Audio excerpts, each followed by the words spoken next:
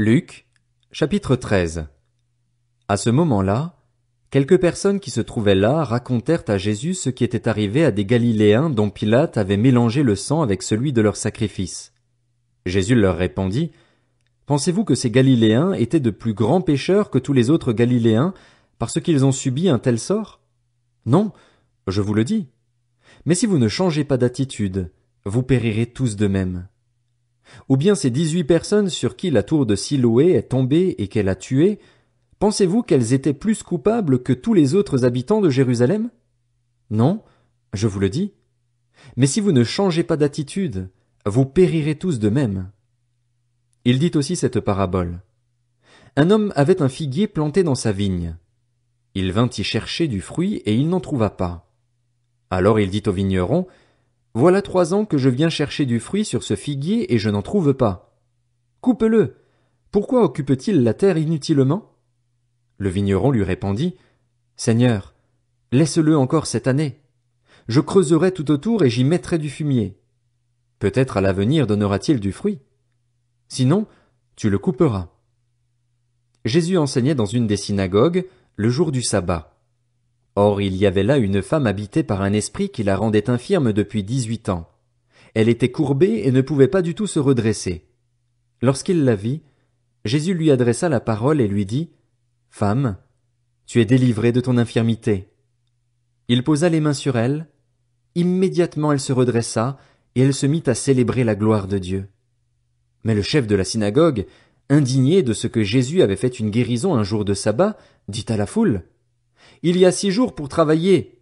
Venez donc vous faire guérir ces jours-là et non pas le jour du sabbat. » Le Seigneur lui répondit en ces termes, « Hypocrite, le jour du sabbat, chacun de vous ne détache-t-il pas son bœuf ou son âne de la mangeoire pour le mener boire? Et cette femme, qui est une fille d'Abraham et que Satan tenait attachée depuis 18 ans, ne fallait-il pas la délivrer de cette chaîne le jour du sabbat? » Ces paroles remplirent de honte tous ses adversaires, et la foule entière se réjouissait de toutes les merveilles qu'il faisait. Il dit encore, « À quoi le royaume de Dieu ressemble-t-il et à quoi le comparerai-je? Il ressemble à une graine de moutarde qu'un homme a prise et plantée dans son jardin. Elle pousse, devient un grand arbre, et les oiseaux du ciel habitent dans ses branches. » Il dit encore, « À quoi comparerai-je le royaume de Dieu? Il ressemble à du levain qu'une femme a pris et mis dans 3 mesures de farine pour faire lever toute la pâte. » Jésus traversait les villes et les villages, et il enseignait en faisant route vers Jérusalem. Quelqu'un lui dit, « Seigneur, n'y a-t-il que peu de gens qui soient sauvés? » Il leur répondit, « Efforcez-vous d'entrer par la porte étroite. En effet, je vous le dis, beaucoup chercheront à entrer et ne le pourront pas.